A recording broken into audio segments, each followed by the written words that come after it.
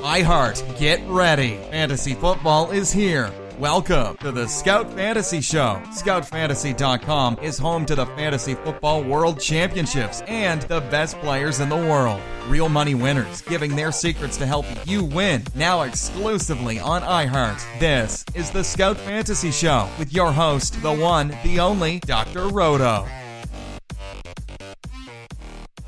Everyone, it's Dr. Roto. Get out the insurance cards. Get out the copay. The office is open, my friends. All right, you know what we're going to have. We're going to have another preview podcast from the Padres, right? Padre preview podcast. But until we get there, we're going to go a little news and notes. So first of all, Greg Holland, 10 pitches, 1, 2, 3, out. I think we see him maybe another 5-6 times in the spring. If he looks good all 5 or 6 times, then I would expect him to have a major role in the bullpen from the get-go, maybe even the closer. Maybe even the closer. I still love Adam Ottavino. I'm not backing away from Adam Ottavino. And I think that they'll be very careful with Greg Holland. But Greg Holland has been in the 9th inning before. He knows what to do in the 9th inning. And that's why they got him. They're not paying him a lot, but he could really be their closer, and Ottavino becomes their effector. Right, Andrea Lamont?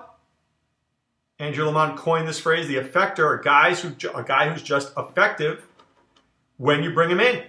7th, 8th inning, perfect for Ottavino to get you to Holland. Boom, close it out, game over. Yoan Moncada homered twice yesterday. Twice. But he made his 5th error in 14 games.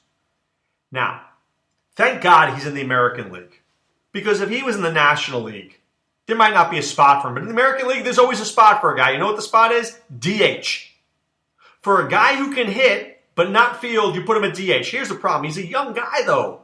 You don't want to ruin him. You don't want him to be afraid to field. But 5 errors in 14 games, man, that's a lot of errors. That's a lot of errors. Now, we know that the White Sox aren't going to be good anyway. We get that. We completely and utterly get that. But at the same time, you don't want to be giving away games. It affects your whole team's morale. It affects your pitchers. It affects everybody. So they need to figure this out quickly. What's his right position? Is it second, third, outfield? Who knows? Find a spot and let him do his best there. Because he's pretty much of a train wreck. Yasmani Tomas dealing with an MRI for his oblique. And the oblique showed a strained oblique. 2 to 3 weeks, out. He's not starting the season with the team. Start the season on a DL. We only got about 2.5 weeks to go. It's going to be very tight there. I don't know if he does it. Michael Pineda strikes out 8 guys yesterday in 5 innings. And people are going to look at that and go, wow, I love Michael Pineda. And then they're going to be seduced by his strikeouts from last year. And here's your mistake with Pineda. His lack of consistency. So what happens is that Pineda could absolutely have 2 or 3 good starts, and then he could have 3 innings and 8 runs and kill you. So that's a monumental problem. That's a monumental problem for Pineda. I like him way more in DFS than I do in seasonal. And in seasonal, when do you bench him? Against the Orioles in Camden Yards? Against the Red Sox in Fenway? Do you know the right day to bench him? Because I don't. And because I don't, I can't take that risk. Do you understand? Well, he's in, he's out. I'm not sure. How do I feel? I don't know. Maybe this is a good day. Maybe not. What if he sucks today? Could be tomorrow. You want to live that way? I don't think you do. I don't think you do. And that's why you look at somebody else take Pineda. Because you don't want to have to deal with the headache and the inconsistency. Because sure enough, you'll have him on your team when he has his bad start, and you'll have benched him when he has his good one. Because with Michael Pineda, you have to play him week in and week out. See, that's the thing. When a guy is inconsistent, and you know the numbers will be there at the end of the year, you have to play him all year long. Because you'll assume that his ERA will be decent. But if you only play him in and out, in and out, in and out, well then what if you choose the wrong times each and every time? Then his ERA for you is 6.0, but his ERA for the guy who played him every week is 4.1. You want to risk that? I don't think you do. So be careful with Michael Pineda. As Mike Brady said to Greg, caveat emptor. Buyer beware. All right, are we buying on the San Diego Padres? Let's take a look. Austin Hedges is their catcher. Austin Hedges is a very good defensive catcher. And he was absolutely terrific last year in AAA. Now, I know it's the Pacific Coast League. I get it. But 21 home runs, 82 RBIs, and a batting average of 326 makes me take notice. It tells me there's something good happening there. Do I expect that to happen in the majors? No, not at all. But I'm intrigued a little bit to watch him and maybe make him my first catcher in a deeper league if I wait on catchers. If I decide to wait to the 19th or 20th round, maybe Austin Hedges works for me. I don't hate that idea. I don't hate that at all. First base is Will Myers. Now, Will Myers, 2013, 335 at-bats. 2014, 325 at-bats. 2015, 225 at-bats. And lo and behold, last year, he stays healthy. Almost 600 at-bats, 599. 28 home runs, 94 RBIs, 28 stolen bases. That's a really great season. And we've been talking about Will Myers for years. What if Will Myers can stay healthy? How good would Will Myers be if he was only healthy? Well, now we know that answer. We know how good he is. He's arguably the sixth best first baseman in fantasy baseball. And I would say that those stolen bases, man, that's like Paul Goldschmidt. 28 stolen bases from a first baseman? You can't teach that. That's just some good stuff right there. So, can he stay healthy? I don't know. I tend to doubt it. But if he can, I'm very intrigued. I'm very intrigued. And I like him a lot. He's a great fourth or fifth round pick. All right, second base was originally going to be Ryan Schimpf. Schimpf? I just like the name. But Yangervis Solarte looks like he's going to be playing second base. Now, Solarte's the kind of guy who gets no love in a fantasy league. None. But he produces. Last year, only had 405 at-bats, hit 286 with 15 home runs and 71 RBIs. What if he gets 600 at-bats? We easily could have projected that to a 2090 season. Easily. So, and nobody is going to take Solarte in your league until like round 21 and maybe for $1 or $2 at your auction. He is not a sexy player, but he might bat fourth in this lineup, right? If Margot is 1, and I don't even know who's 2, Will Myers is 3, Solarte is 4. I mean, this lineup is crazy. This lineup is terrible. But I like Solarte and Myers. Now, Ryan Schimpf might be moved to third base because he's better defensively. He's terrible defensively. He's a terrible baseball player, but he hits for power. And right now, this team is looking at him saying, wait, we need his 20 home runs. But here's what you don't need. In 276 at-bats last year, he struck out 105 times. Are you kidding me? For a 217 batting average. That is disgusting. That is disgusting of epic proportions.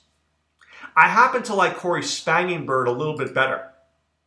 But Corey Spangenberg, he's got speed, but he's never really hit like we thought he would.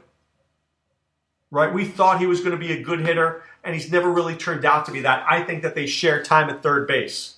But this team has issues. Now, I want to look in the farm. I think I'm right about this. Fernando Tatis Jr. He's 18. He's going to be very good. Right? But he's 18. 3 years away. You got to go with Ryan Schimpf and Corey Spangenberg for the next 3 years. That's terrible. All right, at shortstop is a combination of Eric Ibar and Luis Sardinas. Really? I mean, this is what the Padres are putting out there. What kind of product is it when two of your guys in your infield wouldn't make anybody else's team? That's terrible. Now, there is a glimmer of hope in the outfield. I'm going to give you 4 names. The first one is Manuel Margot. Manuel Margot, most likely the center fielder, he's got a lot of speed. But he's dealing with a knee injury in the spring. But he is a very good player who can steal 30 bases and maybe hit close to 280.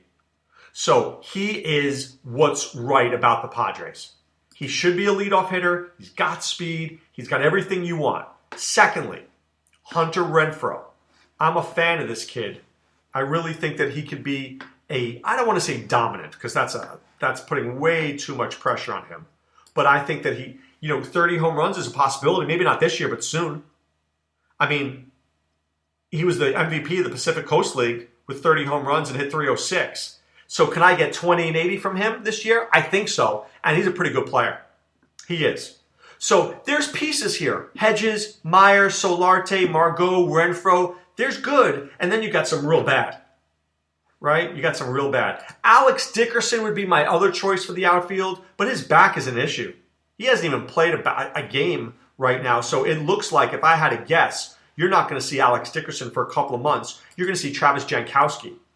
Travis Jankowski is very fast, and he's probably best served as a 4th outfielder. Okay? But with Dickerson out, you absolutely could see him in that lineup. Plays decent defense, could hit 240, 250, and if he hit 250 or 260, he might steal 25 to 30 bases. So I think he is a sneaky source of steals for a team. Keep your eye on Jankowski. At least for the first month or two, he might give you some fantasy success, even though he's not really a good player. Okay, let's turn to the bullpen. And, I mean, this pitching staff is disgusting with a capital usting. I mean, this is really wretched. But I want to talk about something that I think is of significant importance. First of all, I want to go back. By the way, Jabari Blash, I don't want to forget that name. Outfielder. Jabari Blash has a lot of power, but he hasn't proved that he can be a consistent hitter. He might make the team as the 5th outfielder as well. Okay, let me get back to closing. So years ago, when the Marlins were an expansion team, they were absolutely awful. Some of you remember it, some of you don't. They were disgusting. But a guy named Brian Harvey was their closer. And if I'm not mistaken, he may have had 40 to 45 to 50 saves, something ridiculous like that. Some very high number. I can't remember the number off the top of my head, but it was some very high number. And you're like, how could this guy be the most dominant closer in baseball? Well, here's a few reasons. 1, he was a good pitcher. 2, the Marlins sucked. What did they win, 60 games? Out of the 60 games they won, how many games did they score more than 1 run more than their opponent? Very few. So he had 40 to 45 saves out of 60 games, which is why Brandon Maurer is of slight interest to me. This team is going to win 55 to 65 games. Probably 35 to 40 will be very close in nature, and Brandon Maurer should be able to get 25 to 30 of those saves. If that happens, he's of use to you. He doesn't suck. Now, I wouldn't call him a great pitcher, but he could get 30 saves. The problem is that Carter Capps is right there as well. And Carter Capps is what I like to call the what-if guy. What if he pitched a full season? What if he stayed healthy? I mean, look at the numbers last year. 31 innings, 58 strikeouts, 7 walks. His ERA was 1.16. His whip was 0.81. I mean, this guy's unreal. But do you trust him? I don't know. Now, if I'm a manager, I actually let Capps be my closer because I don't want him pitching more than 1 inning. And I may let Maurer be my effector. But they have Quackenbush, they have Ryan Buchter, they have Brad Hand. It's not very good there. I mean, but that's what we're looking at. And I'm looking at another guy here, Anderson Espinosa. He's their number 1 prospect, but he's 19. I mean, hasn't pitched higher than A-ball. So I don't know what that tells you. There's nothing going on there. So I like Maurer. Tomorrow, I'm going to keep my eye on Caps, but I'm not going to get excited because just when you think he's healthy, he won't be. So let's look at the starting staff. I have very little good to say here. Clayton Richard, whatever you want to call him, stinks. Jules Chassin, terrible. Jared Weaver, now that guy's an old bag of bones who sucks. Luis Perdomo is 23, but he's a soft tosser. Christian Friedrich stinks. I can find a little love for Trevor Cahill. I can find a little love for him. He's done a decent job. Hasn't allowed a run in spring training yet. Maybe he has. If he has, it's not too many. I mean, he's okay. He's an innings eater. Probably my favorite guy is a guy named Zach Lee. And Zach Lee was in the Dodgers organization. And he was a guy that I did like at one point. He was involved in the Matt Kemp trade. But, I mean, you're reaching for a star in the sky. With any of these guys, they stink. So maybe Lee gets you 10 wins. Maybe Cahill gets you 8 or 9. The other guys, 6, 7. I don't know. It's a disaster. I don't even know how the Padres can charge people money to watch them. Luis Perdomo, maybe he gets a couple of good games. And here's what I want you guys to watch with the Padres, okay? Especially like the Luis Perdomo. Maybe he has 2 good starts. Maybe even 3. And then you look in your waiver wire, you're like, this guy seems okay. Don't do it. Don't do it. Don't trust a guy who stinks just because he's had a couple of good starts. Anybody could have 1 or 2 good starts. It's being consistent for 30 days, 60 days, not a week. A week doesn't cut it in the majors. So please watch that very, very closely. You know what else I want you to do closely? I want you to read what we have for you at Scout Fantasy.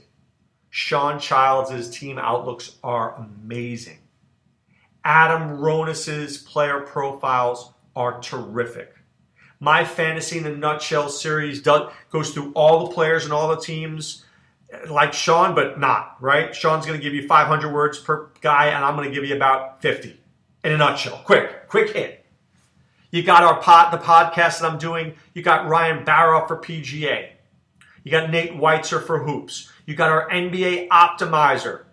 What other company is giving you what we're giving you? Nobody that I know of. So please check out Scout Fantasy. Be part of what we're doing. I used the Optimizer last night. Bam, made some money in DFS. How cool is that? And be part of our message boards. Be part of our community. Be part of a group of people who really care about fantasy sports and want other people to do well. That's what the Scout Army is about. It's about you doing well and having your friends do well at the same time. We could all win, right? We could all win in fantasy, except if you're playing in my league, and then I'm going to win. All right, but right now it's time to put away the insurance cards, put away the copay. The office is closed, my friends. Tomorrow we are back with the Seattle Mariners. Today was the Padres, Will Myers, Hunter Renfroe, Solarte, not much else. Mustard and mud. I miss those old uniforms. All right, guys, have a great day. Be well. Take care. Thanks for listening to the Scout Fantasy Show. There's never been a better time to join the Scout Army. Visit scoutfantasy.com. Use the promo ROTO for 2 months free. And don't forget, fantasy players, please thumbs up the podcast on the iHeart app. See you next time. Go Scouts!